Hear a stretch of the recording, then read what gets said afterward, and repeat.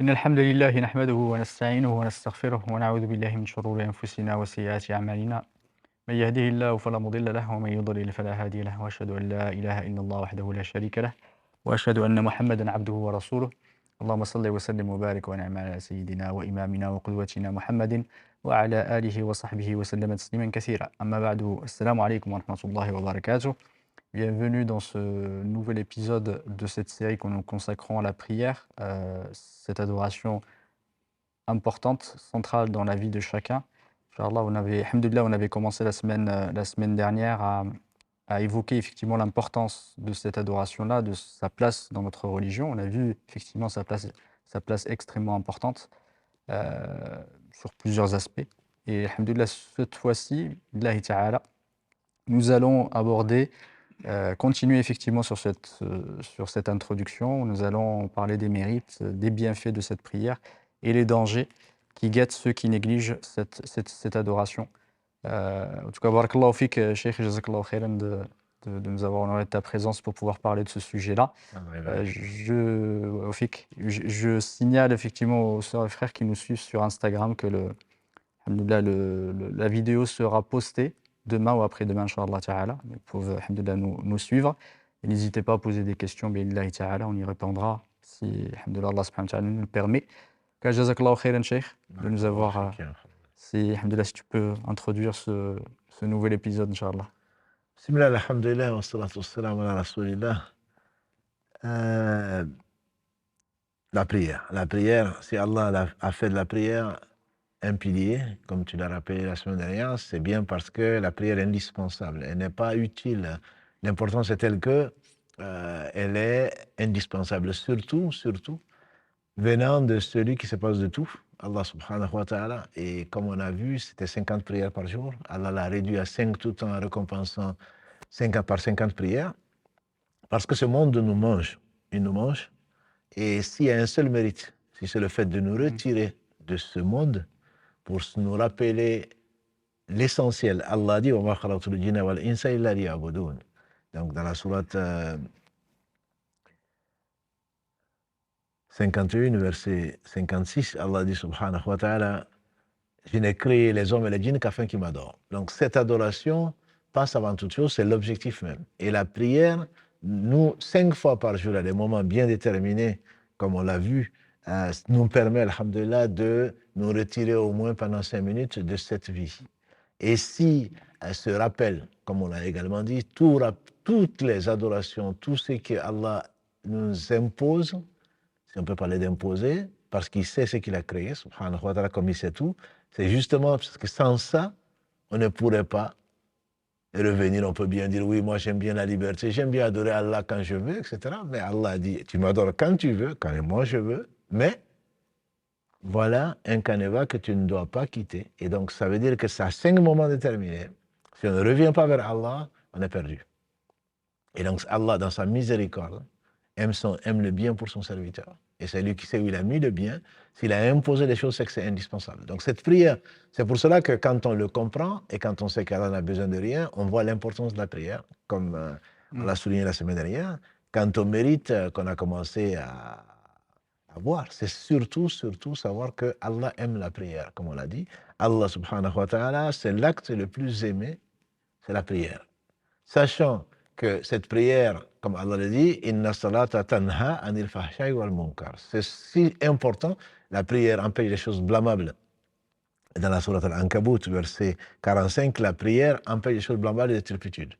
Donc, non seulement ça nous retire de ce bas monde pour nous rappeler la vie dernière et le jour où on va rendre des comptes, pas sur ce qu'on a fait dans cette vie comme autre chose que, mais ce qu'on a fait comme avancé pour nous-mêmes.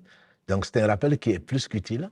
La prière nous oblige à ça, mais en plus de cela, la prière nous accompagne toute notre vie, puisque si la prière est bonne, tout le reste est bon. C'est ce qu'on avait vu la semaine dernière pour résumer l'épisode introductif.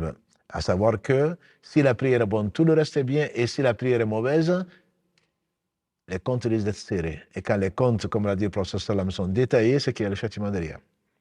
Et donc le fait que notre prière nous amène à abandonner le mal et à faire du bien, c'est un des autres mérites.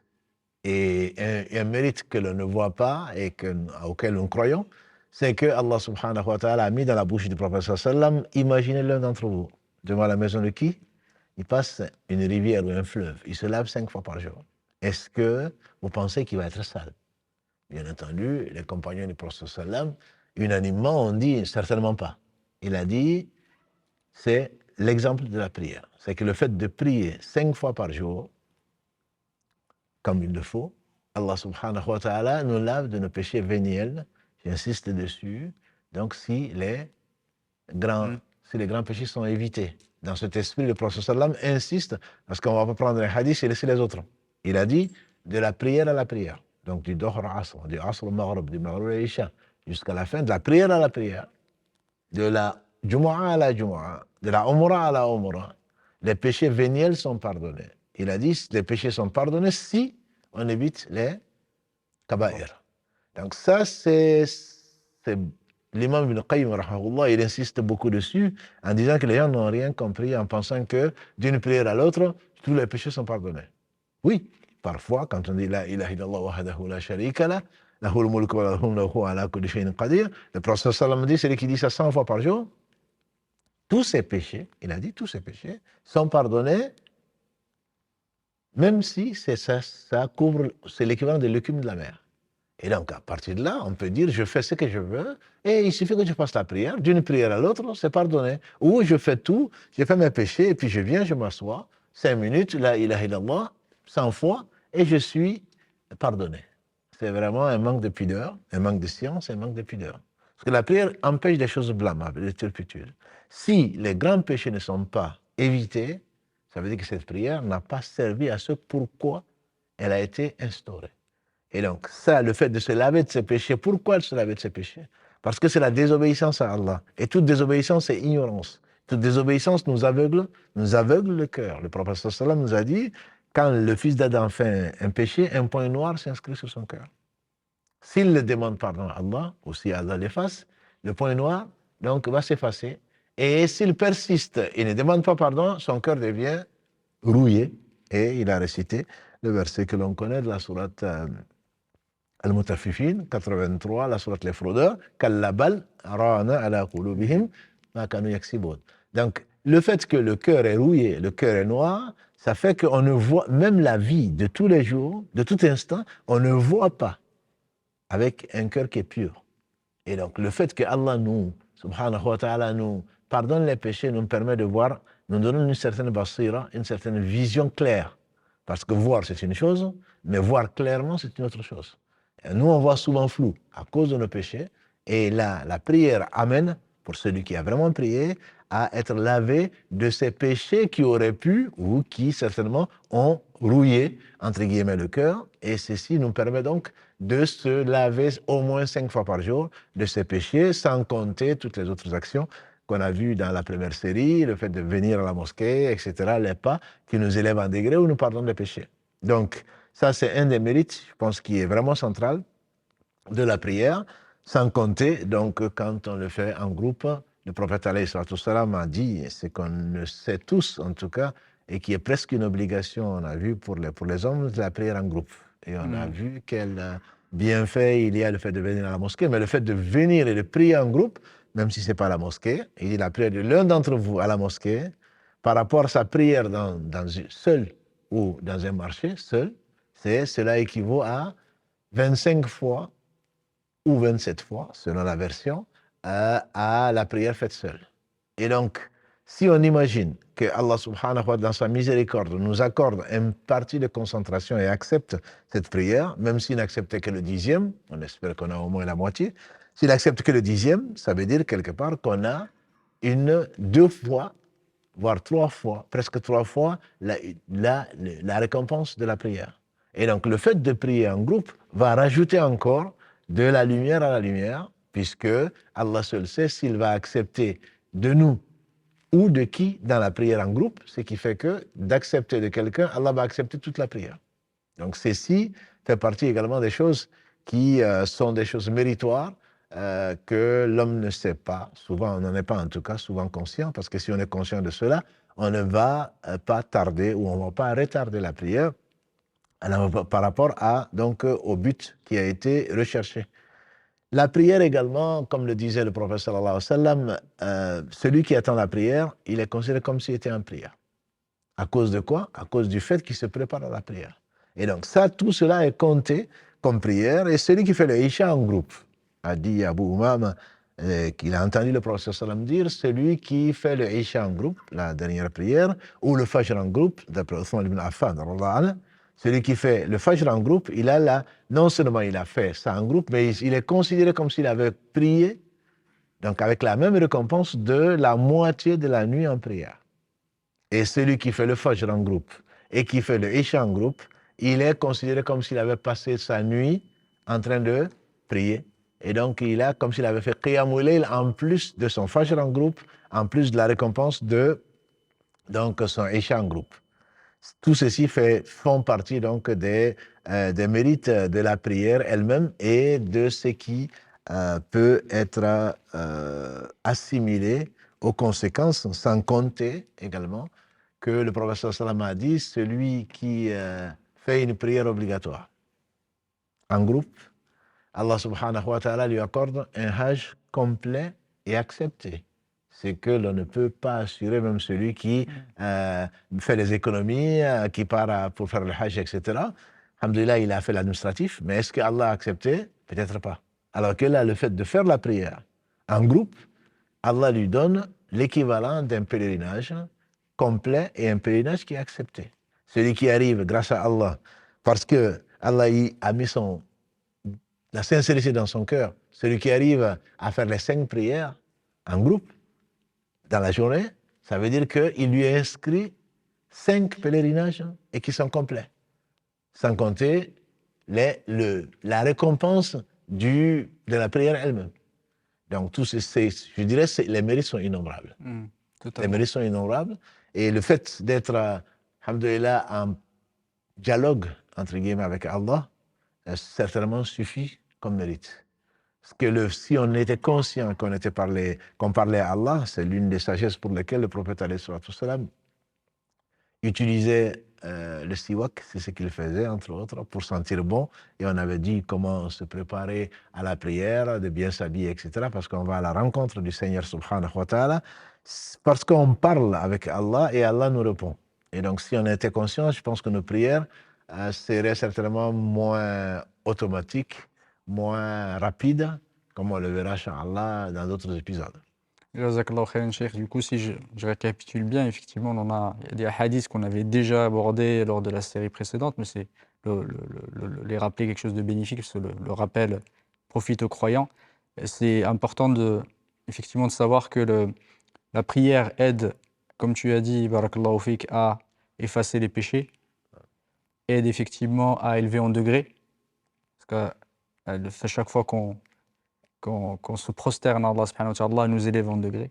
C'est important de dire effectivement ce bénéfice qu'il y a derrière la prière, qui est un bénéfice immédiat, c'est un bénéfice important pour chacun, pour à la fois effectivement être élevé en degré, effacer ses péchés, sauf les péchés véniels, pardon, les grands péchés. Il faut revenir effectivement à ce point-là, et je pense que c'est intéressant de se dire, celui qui se dit effectivement que c'est fait de prier et qui s'appuie sur cette grande miséricorde d'Allah subhanahu wa ta'ala, grâce à des petites actions, effectivement, Allah subhanahu wa ta'ala nous efface tellement de péchés, parce que celui qui compte sur ça en se disant je peux faire ce que je veux et grâce à la prière ça peut effectivement ça va m'effacer tout ce que je fais, c'est quelqu'un qui n'a pas saisi l'essence même et les objectifs de la prière, parce qu'effectivement quand tu le lis, le fait que la prière, comme tu as dit tout à l'heure, ça veut dire qu'il faudrait qu'il s'interroge quelle est son intention. Est-ce que sa prière est vraiment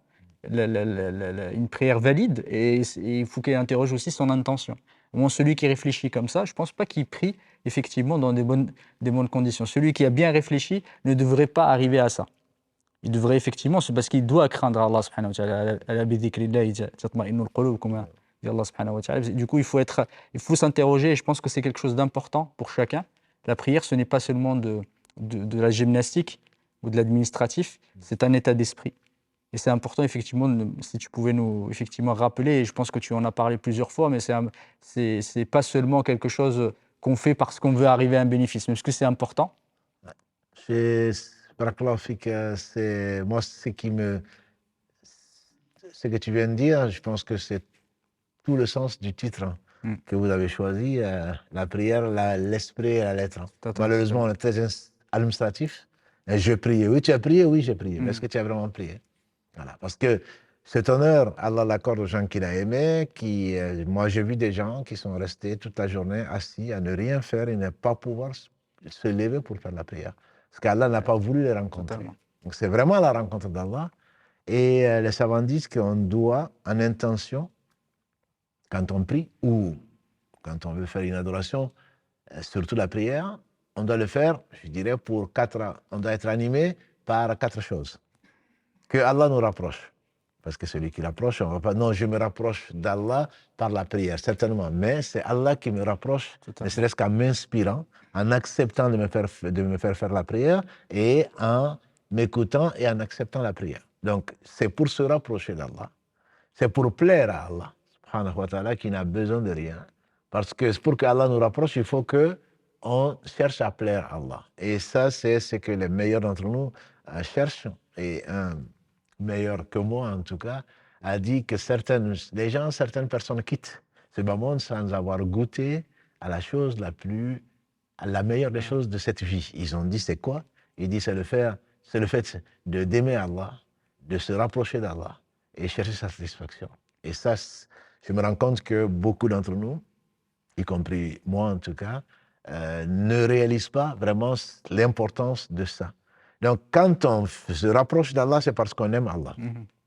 Et donc, que Allah nous rapproche, qu'on cherche sa satisfaction. Quand on aime, on cherche sa satisfaction. Est-ce qu'Allah va être satisfait de moi? Et Allah a été satisfait de son prophète. Il a été satisfait des compagnons du prophète. Il a été satisfait de ses alliés. Donc, Allah nous compte, qu'Allah nous élise parmi ses alliés, qu'Allah nous récompense, parce qu'Allah peut être satisfait sans récompenser, entre guillemets, même s'il est celui qui est reconnaissant. Donc, on cherche la récompense d'Allah. Ça ne veut pas dire que, non, les musulmans, ils cherchent toujours à être récompensés, mais moi, je prierai, mais moi, ce que je voudrais, c'est l'amour d'Allah. Mais certainement, l'amour d'Allah n'est accordé qu'aux gens qu'il a aimés. Totalement. Ça, je pense que les deux sont liés, qu'Allah nous récompense et que par là, Allah nous épargne également, la 4e chose, son châtiment. Qu'Allah ne soit pas courroucé contre nous. Or, celui qui ne prie pas, ou celui qui fait sa prière administrativement, ou qui recherche que la récompense, entre guillemets, administrative, il risque de ne pas échapper au châtiment. Parce qu'Ibn Qayyim, rahmahullah, il dit qu'il y a 4 types de prières. 4 types de prières. Celui qui vient, qui fait la prière, qui ne donne pas à la prière, c'est pour cela que, barakallahu fikum, le programme qui nous attend, Inch'Allah, c'est vraiment pouvoir faire la prière comme le prophète nous l'a enseigné. Et bon, on a tous vu nos grands-parents, enfin tous, en tout cas ceux qui ne sont pas reconvertis ont vu leurs parents et leurs grands-parents en train de prier, donc on les imite. Mais est-ce que la prière n'est pas rejetée? Les conditions, les obligations, etc., qu'on verra, Inch'Allah, plus tard. Et donc, il y a des gens qui seront châtiés, seront jugés parce qu'ils n'ont pas rempli les conditions administratives, la lettre de la prière. Et il y a des gens qui l'ont fait et qui ne sont pas du tout, n'ont pas cherché l'essentiel, parce que l'essentiel de la prière, c'est le khushu'. Voilà. C'est la concentration, je dirais, c'est la présence.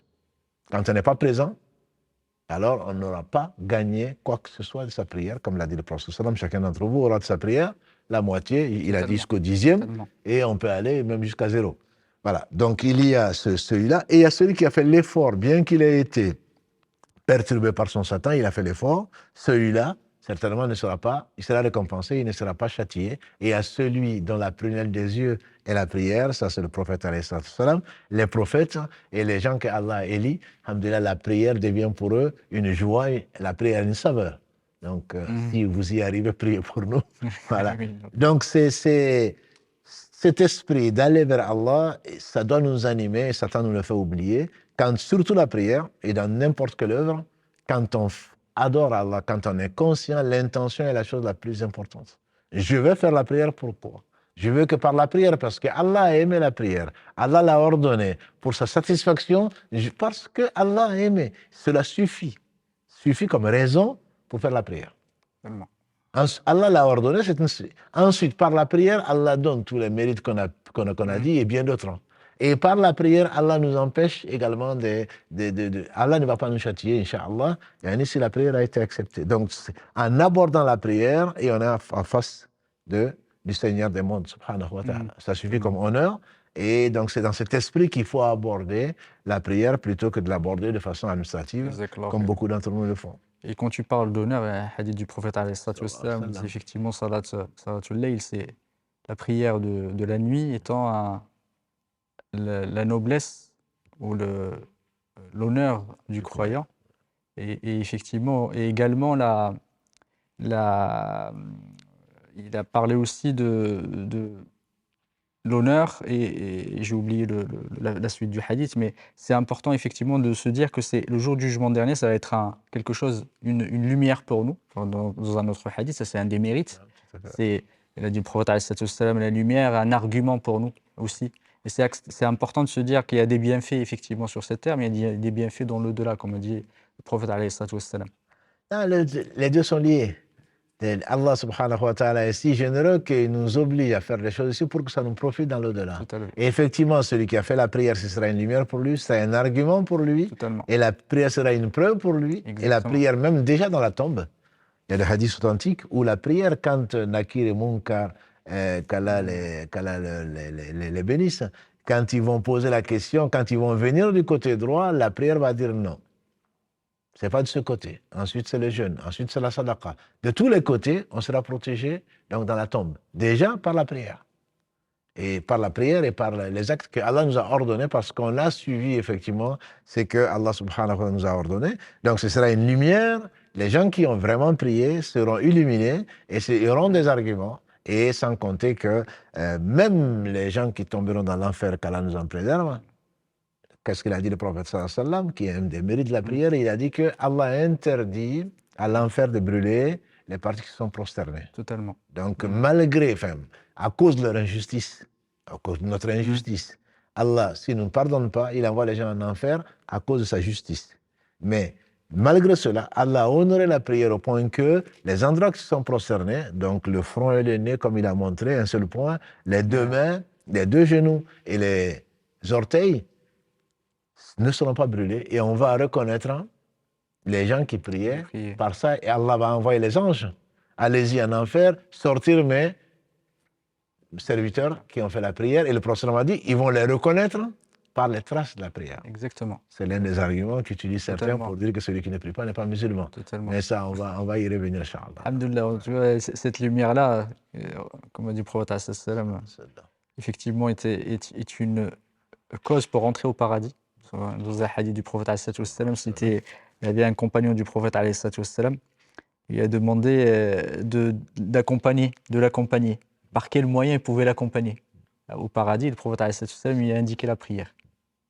Il a dit sta'in, effectivement, bis sujud. Il faut que aide-toi de la prière pour pouvoir. C'est un effectivement des éléments pour rentrer au paradis, et plus que ça, d'être en compagnie du prophète sallam.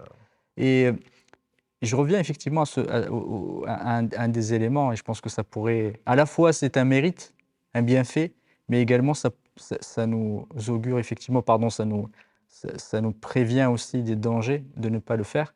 C'est le jour de la résurrection. Ça nous permet, ceux qui faisaient la prière sincèrement, de pouvoir se prosterner le jour du jugement dernier. Et ceux qui l'avaient fait effectivement, par ostentation ou autre, ils n'arriveront pas, ils ne seront pas capables de le faire. Effectivement, on voit le bienfait, c'est que pouvoir prier, on prie ici, ça nous permettra de prier dans l'au-delà. C'est pas un entraînement, mais c'est un cadeau. Exactement. C'est un mérite de l'avoir fait ici alors qu'on nous l'a ordonné. Et là, quand ce sera ordonné aux gens, au jour du jugement dernier, de se prosterner, ne pourront le faire que ceux qui l'ont déjà fait. Ce n'est pas une question d'âge. Oui. Ce n'est pas une question de souplesse, Totalement. c'est une question de ceux qui l'ont vraiment, ceux qui sont humiliés devant Allah subhanahu wa ta'ala dans ce bas monde pourront le faire dans l'au-delà, alors que les autres ne pourront pas se prosterner parce qu'ils ont négligé de le faire ou ils n'ont pas voulu le faire. Donc dans ce bas monde-là, ils ne pourront pas dans l'au-delà. Absolument. Jazakallahu khairan. Effectivement, c'est un des mérites aussi, des bienfaits de ceux qui prient, c'est qu'ils voient ils ont la possibilité de voir Allah subhanahu wa ta'ala le jour du jugement dernier.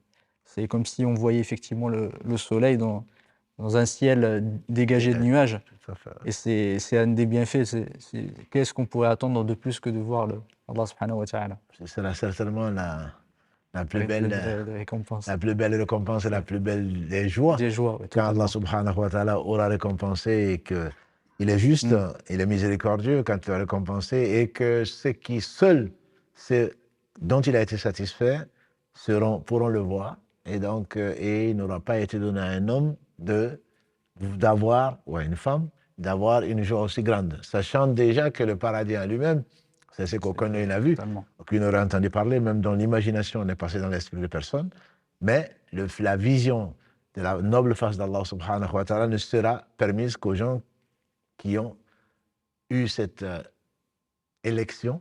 Je veux dire, Allah leur a permis dans ce moment-là de faire partie des sensés, des intelligents, des gens qui ont considéré cette vie comme un tremplin pour se rapprocher de l'au-delà. Parce que l'objectif, cette vie, on ne peut pas la maudire en tant que telle, sauf ce qui nous rappelle Allah subhanahu wa ta'ala et ce pourquoi nous avons été créés. Et donc, si on a utilisé, on a été tellement absorbé par ce bas monde qu'on ne s'est pas rappelé le droit d'Allah subhanahu wa ta'ala qui est de l'adorer dans ce bas monde sans rien lui associer, certainement que ce sera un jour triste pour beaucoup. Ouais, qu'Allah nous en préserve. Amen, amen. Et effectivement, c'est un hadith, si ma mémoire est bonne, qui a été rapporté par Abu Moussa Ash'ari. Effectivement, ceux qui sont réguliers pour prier les deux froides, c'est la prière du Fajr et celle du Asr, rentreront au paradis. Il dit effectivement sans peine et en étant salam, hein, ça veut dire en rentrant effectivement, en étant préservé de tout mal. Et c'est quelque chose d'important effectivement de faire attention surtout à ces deux prières-là. Non, c'est d'autant plus important que celui qui a fait le Fajr, qui est difficile aux hypocrites, Totalement. Et Allah seul sait ce qui se lève pour le Fajr, surtout en Europe quand c'est l'été, à 4 heures du matin, etc., en tout cas avant le lever du soleil. Le Asr, c'est surtout pour les business, pour les businessmen, des gens qui courent derrière avant que le soleil ne se couche. C'est deux prières qui sont particulièrement recommandées. Allah dit subhanahu wa ta'ala dans la sourate Al-Baqarah, Hafidhu ala salawat wa salat al-wusta wa qumu lillahi qanitin. Si ma mémoire est bonne, c'est le verset 238. Préservez, Hafidhu, gardez cette constance, gardez l'importance des prières. Hafidhu ala salawat, les prières en général.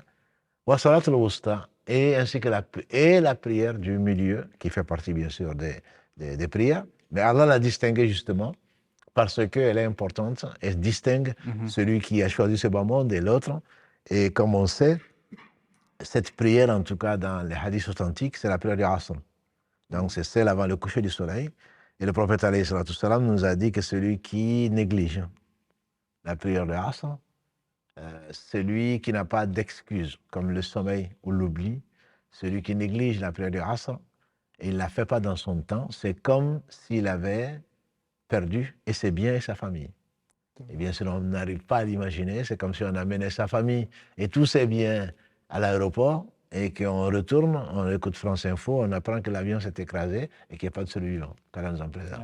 Voilà. Donc, il y a des prières, Allah a choisi parmi ces prières la salat du Asr, le Fajr également, qui distingue, comme on a dit, les hypocrites de quelle énergie, d'où je vais puiser cette énergie-là, si ce n'est pas dans la foi, pour me lever tôt le matin, avant le soleil, malgré mes prétentions, et à ce moment-là, me mettre à adorer le Seigneur du monde. C'est la première des choses que je dois faire quand je me lève. Donc le Fajr et le Asr, comme tu dis, c'est les deux prières les plus importantes. D'ailleurs, le Wusta est considéré chez les Malikites comme la prière du Fajr. Voilà. Mais chez d'autres, et c'est probablement l'avis le plus fort, c'est la Salat al-Asr, puisque le prophète m'a dit qu'Allah mette du feu dans les tombes des polythéistes qui nous ont empêchés de faire la prière Wusta, puisqu'ils ont combattu les polythéistes, et jusqu'au coucher du soleil. Donc la prière Wusta était considérée, en tout cas par nombre de savants, comme étant la prière du Asr. Si on continue effectivement sur ces bienfaits-là, un des bienfaits importants qu'on avait cité la semaine dernière et qui et que beaucoup négligent, en tout cas beaucoup ne ressentent pas, c'est que c'est une façon effectivement de se dégager de ce monde et retrouver une tranquillité d'esprit et surtout une joie, comme le prophète alayhi salatu wassalam. Et je citais tout à l'heure le verset Ala bi dhikrillahi tatma'innul qulub, et comme le prophète alayhi salatu wassalam disait à Bilal Arihna biha ya Bilal. Du coup, c'est vraiment une façon, effectivement, c'est une façon pour amener de la joie et de la satisfaction pour les cœurs des vrais croyants. Et c'est pas seulement c'est pas une corvée en soi pour ceux qui arrivent, qu'Allah subhanahu wa ta'ala nous fasse parmi eux, ceux qui arrivent à ressentir et à sentir cette saveur. Non, mais absolument, c'est la rencontre, c'est ce qu'on attend. Il est clair que quand on attend un moment, la joie devient encore plus grande quand on l'attend, que quand on est surpris voilà, on ne l'attend pas, bon, c'est un plus. En gros, souvent, beaucoup d'entre nous considèrent la prière comme un plus, bon, ben, c'est administratif, on le fait et puis voilà, on passe à autre chose. Alors que d'autres l'attendent. Et d'ailleurs, c'est qu'Allah nous honore parmi ceux-là. La troisième catégorie que cite le prophète parmi les 7 qui seront sous l'ombre du trône, c'est celui dont le cœur est accroché aux mosquées. Bien sûr, le mosquée, ce n'est pas pour aller surfer sur Internet ni sur le portable, c'est accroché aux mosquées. C'est vraiment, il a d'une prière, après une prière, il attend une autre prière. Parce qu'on attend, et tout le temps qu'on attend la prière, donc on est en prière. Et Ibn Qayyim, quand il fasse miséricorde, il disait, la prière est pour le croyant, en tout cas l'élu, comme le retour du fuyard vers donc son maître. C'est-à-dire qu'Allah nous a permis, la corde est longue, on ne le sent pas, on a fui, on s'est intéressé à autre chose que ce pourquoi on a été créé.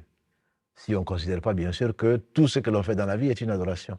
Comme on a été créé pour adorer Allah, et on a oublié Allah souvent, ne soyez pas comme ceux qui ont oublié Allah. Allah fait qu'ils se sont oubliés eux-mêmes. On explique ça. Au fait, ils sont oubliés eux-mêmes, ils ont oublié leurs propres intérêts. Ce n'est pas eux-mêmes qu'ils ont oublié, mais ils ont oublié ce qui pourrait leur apporter. Donc, le dhikr d'Allah, le rappel d'Allah subhanahu wa ta'ala.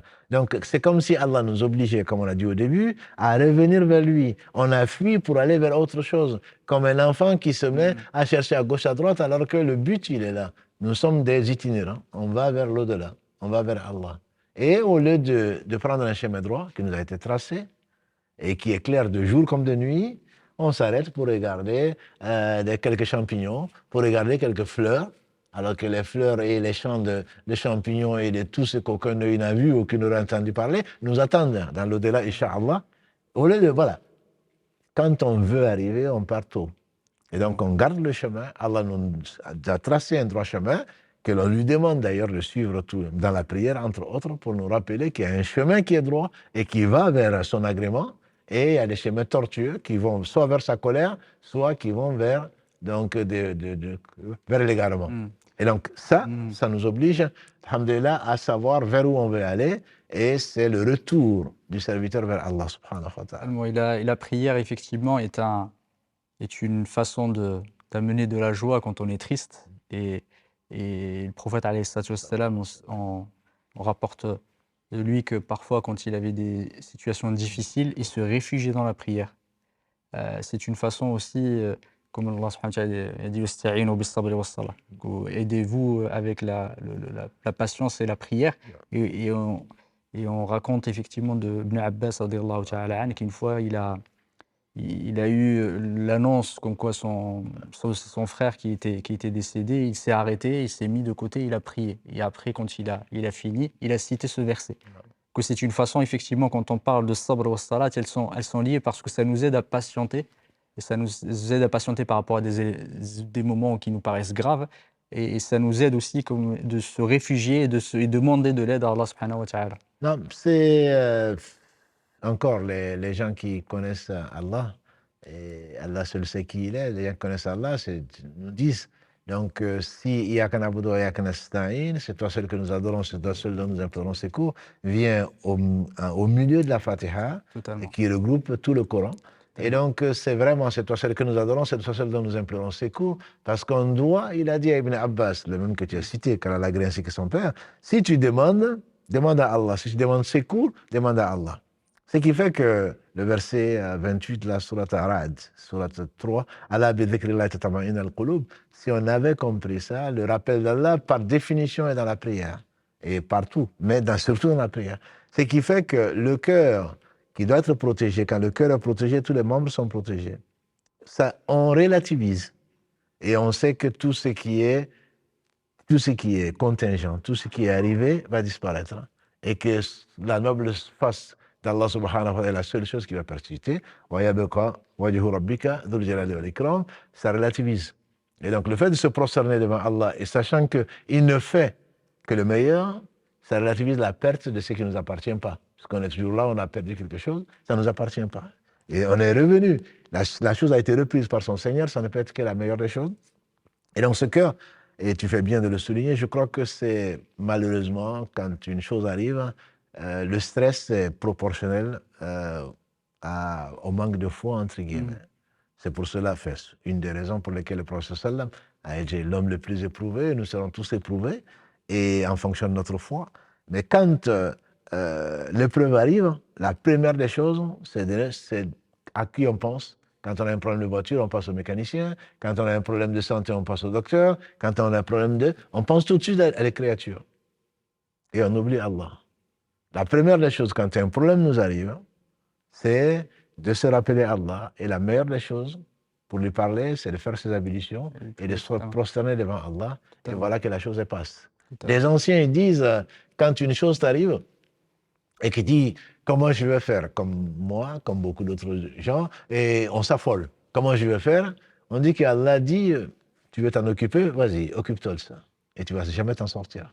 Mais quand il dit, oh Allah, voilà une chose, voilà une épreuve qui m'arrive, je te la confie, Allah dit, tu fais bien de me la confier. Je vais m'en occuper. Et voilà que tu es déchargé. C'est-à-dire que tu es sûr que la chose Allah va venir au secours, Allah te demande de t'aider par la patience et par la prière. Ça veut dire que je suis convaincu que Allah a donné ce moyen-là et qu'il va s'en occuper. Et à partir de ce moment, quand tu sais que la chose va passer, quand tu sais qu'il y a le secours, le 15 qui arrive, ou le 18, ça te calme déjà que si tu n'avais aucun rapport. Et là, le rapport, il est direct. Allah dit, invoquez-moi. Donc, l'invocation, quand tu invoques Allah, dans la prière en particulier, Allah a promis de te répondre. Donc, à partir de ce moment-là, tu es tranquille. Tu sais que ça va venir tôt ou tard. Et donc, ce n'est pas comme quelqu'un qui ne sait pas où donner de la tête. Dès qu'une chose arrive, le réflexe qu'Allah nous l'accorde, le réflexe doit être « Ya Allah, oh mon Seigneur, c'est toi qui as tout créé, c'est toi qui tiens tout par son toupet, alors je te confie l'affaire. » Et la meilleure des façons de le faire, c'est dans la prière. Et donc, et pas, quand j'ai fini, on rate la prière pour aller s'occuper des choses d'autres. Non, c'est la première des choses à laquelle on doit penser, c'est l'aide d'Allah subhanahu wa ta'ala au travers, justement, de la prière. Et le fait de céder de la prière, effectivement, on attend une récompense d'Allah subhanahu wa ta'ala, des bienfaits dans l'au-delà. Parfois, il y a aussi des bienfaits terrestres. C'est-à-dire qu'il y a des bienfaits, parfois, qu'on ne voit pas derrière la prière. Et en regardant, effectivement, j'ai quelque chose qui me venait à l'esprit, c'est que par la prière, parfois, Allah subhanahu wa ta'ala nous offre la subsistance et aussi nous offre parfois ceux qui recherchent l'enfant. Enfin, ils cherchaient des enfants. Et ça m'est venu à l'esprit par rapport à la sourate Al-Imran, par rapport à Maryam, qui était dans effectivement, Allah subhanahu wa ta'ala lui a donné sa subsistance alors qu'elle était dans le mihrab. Alors, le mihrab, elle était en train de prier. Et aussi Zacharia aussi, parce qu'Allah subhanahu wa ta'ala lui a donné effectivement l'enfant. Et c'est important des gens qui manquent, ceux qui prient, vraiment, ils ne manqueront pas de subsistance. Et ceux qui, effectivement, qui n'ont pas d'enfants, eh bien, ils se réfugient dans la prière. Et c'est quelque chose que les ulama, parfois, effectivement, ils ont des bienfaits que nous, on ne voit pas, parfois.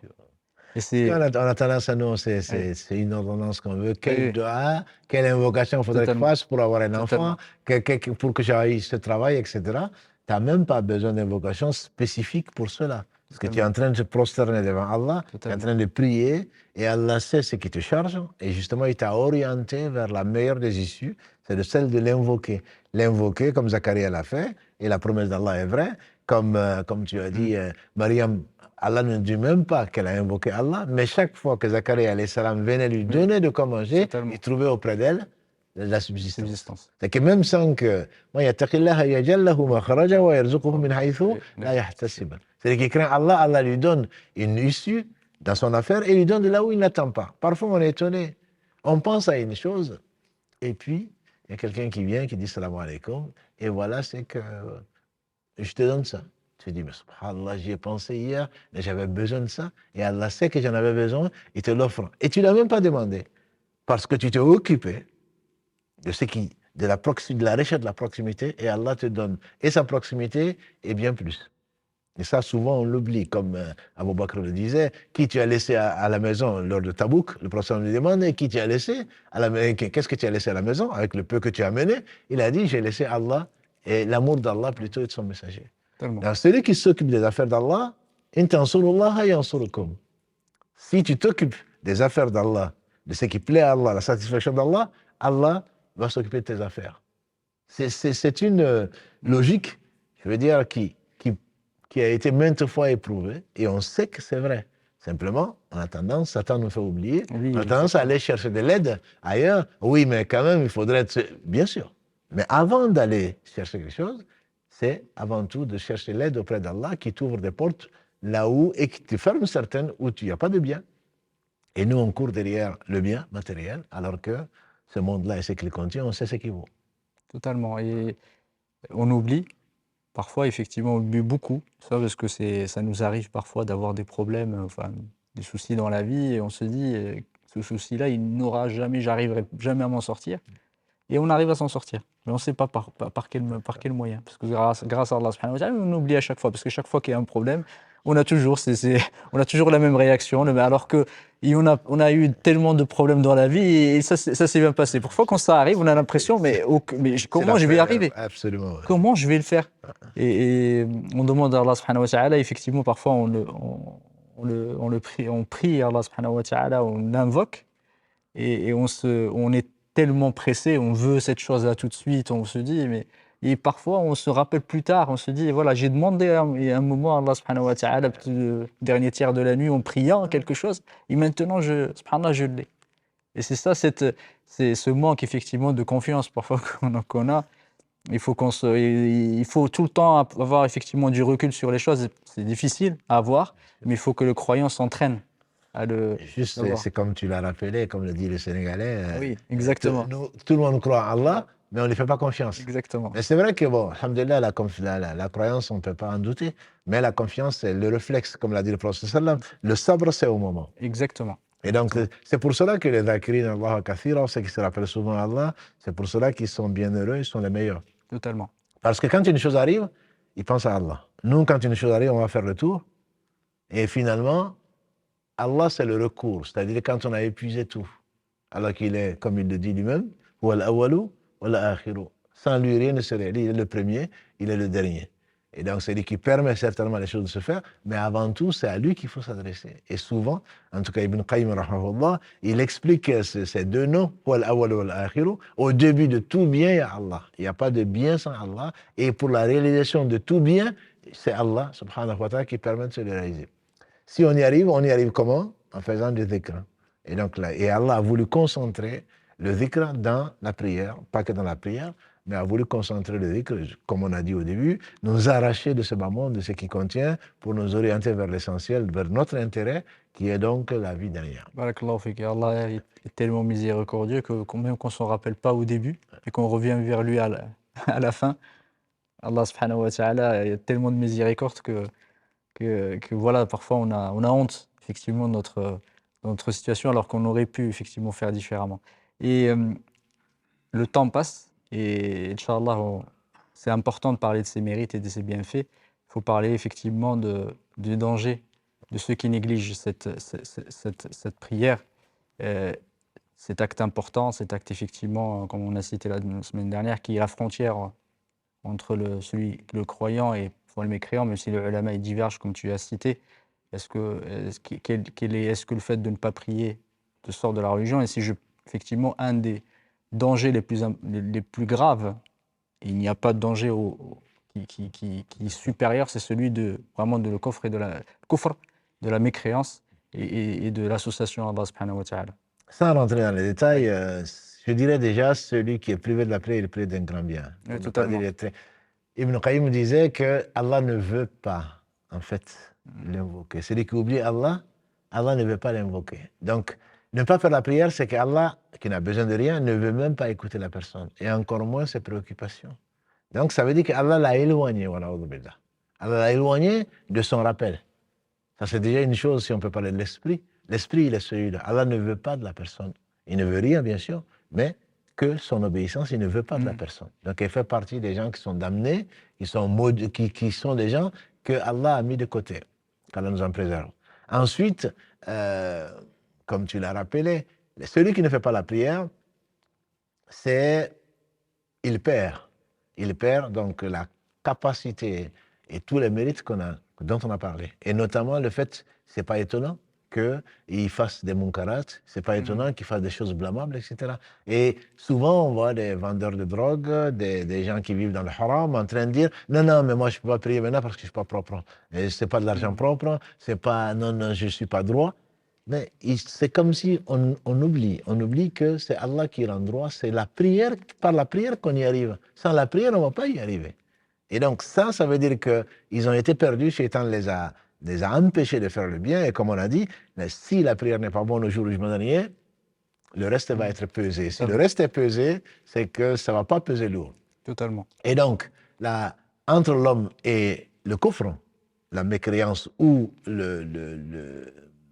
l'ingratitude, il y a l'abandon de la prière. Et le prophète a insisté dessus, et des compagnons du prophète ont considéré que celui qui ne prie pas sort de l'islam. Et ce ne sont pas les seuls, c'est également l'avis de certains savants, au point que, quand on dit ça, ça veut dire quoi? Ça veut dire que la personne risque de ne jamais sortir de l'enfer et de ne jamais connaître le paradis. Or, beaucoup de musulmans, on dit qu'en France, 70% des musulmans avouent ne pas faire la prière. Ou, parmi les 30% qui restent, certains disent « je rattrape la prière ». Et il y en a beaucoup qui font partie des gens qui rattrapent la prière, entre guillemets. Mais rattraper la prière, « Inna salata kanat al-mu'minina kitaban mawquta ». Allah dit la prière est pour les croyants dans la sourate An-Nisa, verset 103. La prière pour les croyants est une chose qui est une obligation à des moments bien déterminés. Totalement. Et donc, il y a toute une... Est-ce qu'on peut rattraper la prière? Pour les Hanbalites, non, puisque celui qui ne fait pas la prière n'est pas musulman. Donc, on ne peut pas dire oui, mais ça, c'est quand je n'étais pas musulman, je vais rattraper. Pour d'autres, c'est une dette, il faut quand même la faire. Et pour d'autres, tu ne peux pas. Et on dit qu'Abu Bakr, quand Allah l'a éprouvé par la mort, juste avant, il a conseillé à Omar ceci. À savoir, il y a des choses qu'Allah accepte le matin ou dans la journée qu'il n'accepte pas qu'on le fasse la nuit, et vice-versa. Et on dit que c'est la prière. Donc, ne pas faire la prière, t'éloigner de la prière, ou vouloir la rattraper en rentrant du travail, un jour viendra peut-être où tu ne rentreras pas du travail, où tu vas mourir soit au travail, soit sur la route, etc. Et donc, ce sera quelque chose d'extrêmement grave. Et la prière, ça distingue vraiment le croyant du simple musulman, à supposer qu'il soit musulman. Jazakallah khairan. Juste un rappel, en tout cas, on a eu un problème technique, a priori. Alhamdoulilah, l'enregistrement se passe bien, on pourra bien le poster bi'idhnillahi ta'ala à partir de demain. Et ceux, effectivement, dans le Surat Maryam, ceux qui négligent la prière, parce que Allah subhanahu wa ta'ala dit qu'il y a une génération qui va arriver, qui vont négliger la prière et ils seront effectivement sujets à la perte. On a raya. Si tu pouvais, Inch'Allah, en parler, parce que c'est un danger qui guette tout le monde. C'est un danger qui est réel et ça fait partie des signes de la fin du monde. Totalement. Allah décrit donc ces gens qui étaient attachés à la prière, et c'était le cas peut-être de nos parents ou des gens venus avant. Et on se rend compte qu'avec, entre guillemets, le temps, les gens abandonnent la prière. Et Allah dit « shahawat » et ils ont suivi leur passion. Ouais. Et bientôt, ils seront perdants. Et donc là, et Allah a parlé également à louer les gens qui viendront et qui sont liés à lui et qui font la prière. Donc la prière et le reste de la vie sont intimement liés. Celui qui ne prie pas ne peut pas se prévaloir de la droiture. C'est impossible. Parce que ce sont les passions qui vont prendre le dessus. Parce que c'est la prière qui empêche justement de suivre ces passions et de revenir à Allah subhanahu wa ta'ala. Et ceux qui tombent dans le saqar, Oui, Allah le dit dans le Coran, c'est que quand on va leur demander pourquoi vous êtes tombés dans le saqar, le saqar étant soit synonyme de l'enfer, soit une des demeures de l'enfer, il dit, nous ne faisons pas partie des musallines. On ne faisait pas partie des gens qui faisaient la prière. Et c'est l'un des arguments d'ailleurs des gens qui pensent que celui qui ne fait pas la prière, qui meurt dans cet état en tout cas, va rester dans l'enfer pour l'éternité. de l'islam. Voilà. Donc même si c'est pour quelques secondes, c'est celui qu'on va tremper dans l'enfer pour quelques secondes, disait le prophète dans un hadith, et qui a été pourtant bien heureux dans ce bas monde, si ce bas monde on peut être heureux dans ce bas monde, va jurer par Allah qui n'a jamais connu le bien. Et le châtiment le plus léger de l'enfer, c'est quelqu'un, on sait que c'est Abu Talib, c'est quelqu'un qui va avoir les deux pieds dans le feu 70 fois plus chaud et que notre feu d'ici-bas, et sa cervelle va se mettre à bouillir. Et donc ça, c'est le degré le plus bas du châtiment, qu'Allah nous en préserve. Donc pensez que, ouais, mais bon, même on va finir au paradis. Mais prions Allah subhanahu wa ta'ala de rentrer au paradis sans passer par l'enfer. Parce que l'enfer, c'est l'enfer. Ce n'est pas ce que l'on imagine. C'est bien pire que ce qu'on imagine. Voilà. Qu'Allah nous en préserve. Même l'enfer demande à Allah de préserver celui qui demande protection. Et le prophète nous a dit qu'on ne quitte pas la prière avant de demander protection d'Allah contre 4 choses. Il commence Allahumma inni a'udhu bika min adhab jahannam. Donc, il ne faut pas quitter, dans la prière même, demander à Allah, la première chose qu'on demande, c'est contre le châtiment de l'enfer. Et donc, c'est quelque chose de... Ne pensons pas que, or, celui qui meurt en ne faisant pas la prière, il faut craindre pour nous, il faut craindre pour lui. Ok, Allah musta'an. Certains, j'ai entendu un qui, une fois, il disait, bon, je préfère aller en enfer, comme ça, je vais être avec mes copains. En rigolant, enfin, tu imagines, là, les personnes soit ils ne croient pas en enfer, soit ils sont, Allah subhanahu wa ta'ala les a totalement aveuglés pour pas. Tout à fait. Non, là, je veux dire, on part de l'esprit que quand Allah aime quelqu'un, il le rapproche. Tellement. Et Allah ne veut pas rapprocher la personne qui ne fait pas. C'est pas pour juger les gens, c'est pour savoir que la gravité de l'insouciance. Ce bas monde nous mange et on oublie l'essentiel. Et l'essentiel, c'est, entre autres, de ne pas faire la prière. Le fait d'être éloigné de la prière, de trouver des excuses pour ne pas la faire, ne parlons pas de la retarder déjà, il n'y a pas d'excuse, alors parlons pas du fait de ne pas la faire. Totalement. En espérant quoi? En espérant sur la miséricorde d'Allah. Inna rahmatullahi qaribun min al-muhsinin. Allah dit dans un verset, la rahma d'Allah, la miséricorde d'Allah est proche des bienfaisants. Elle n'est pas proche des rawin, des gens, des insouciants, des gens qui sont injustes et qui ne pensent pas à l'au-delà. Non, la rahma d'Allah est proche des gens qui essayent, qui visent l'excellence. Et donc c'est l'insouciance qu'Allah nous en préserve. Et la négligence, encore pire, c'est caractéristique des gens que Satan a touché, et plus que touché, que Satan a possédé, et donc qui ont oublié l'essentiel. Et si on meurt dans cet état, quand on nous en préserve, la destination est proche et la plus connue. Oui. Alhamdoulilah, Allah subhanahu wa ta'ala nous montre le chemin pour arriver au bien et arriver au paradis. C'est nous parfois qui négligeons. Parce qu'effectivement, le shaitan et nos passions aussi, comme tu as parlé tout à l'heure. Et c'est pour ça qu'on voit que le shaitan s'attaque tout particulièrement à la prière dans tous ses états. Et parfois même, ce disait Ibn al-Qayyim, parfois le shaitan, il arrive aussi par des chemins qu'on ne voit pas. Parfois même sur le zèle, par rapport à certains sur la prière, parfois ils sont tellement zélés.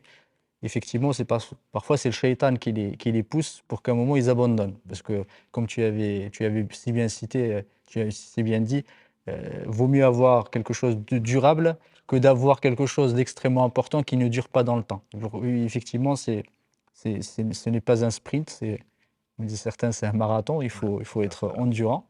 Et c'est dans cette endurance-là qu'on ressent les bienfaits de la prière, effectivement. Et c'est très important pour nous de nous le rappeler, parce qu'on l'oublie très très rapidement. Enfin, on oublie facilement qu'Allah subhanahu wa ta'ala nous préserve et qu'Allah subhanahu wa ta'ala qui dit fawailun, c'est le verset qui est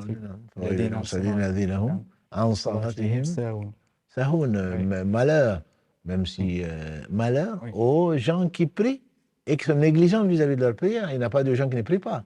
Exactement. C'est les gens qui prient prient. et en salatihim, c'est-à-dire qui négligent leur prière, les savants disent, qui négligent les heures de prière, qui négligent, la prière vient en dernier, alors qu'elle doit être toutes les prières, hormis les Isha, parmi les prières obligatoires, le meilleur moment, c'est le début. Voilà.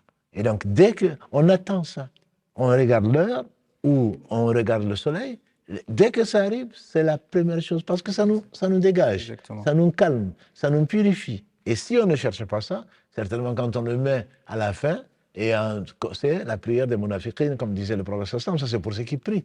Malheur aux prières qui sont négligents vis-à-vis de la prière, et les savants disent, Allah n'a pas dit fi salatihim,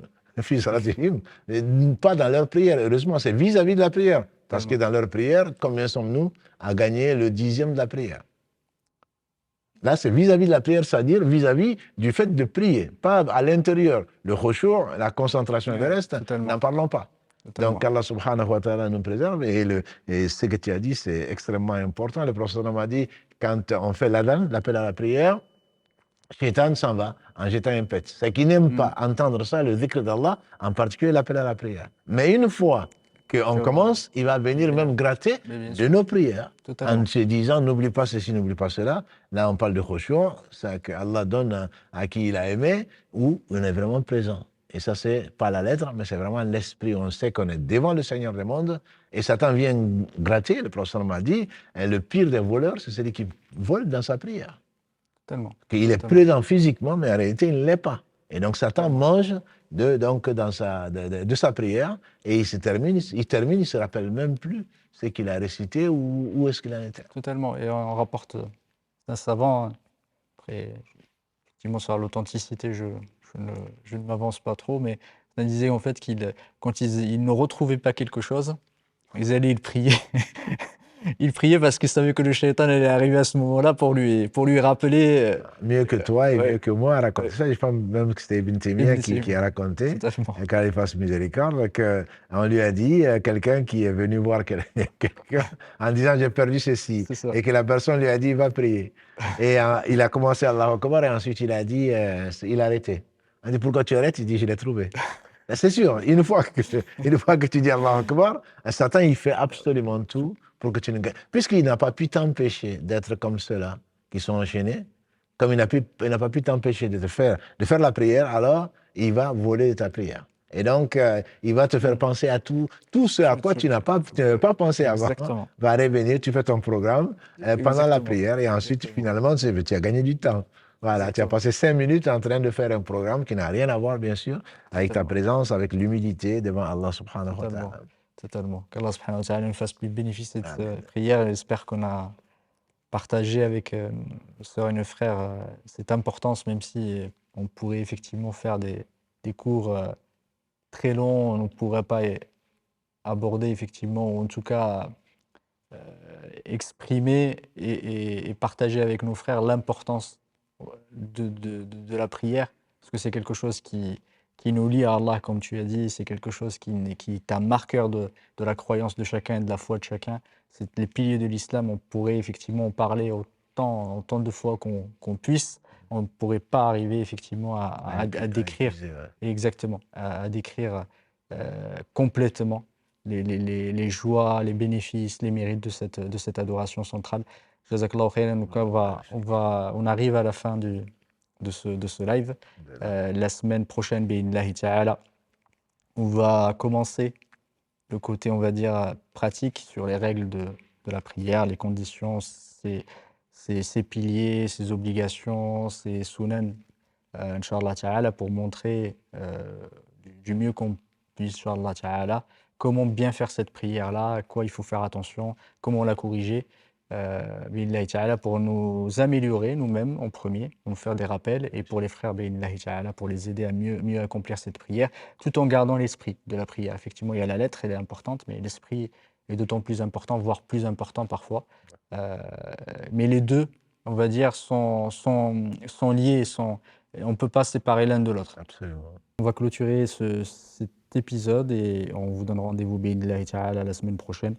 جزاكم الله خيرا pour votre attention. سبحانك اللهم وبحمدك أشهد أن لا إله إلا أنت أستغفرك وأتوب إليك. سبحان ربك رب العزة عما يصفون وسلام على المرسلين والحمد لله رب العالمين.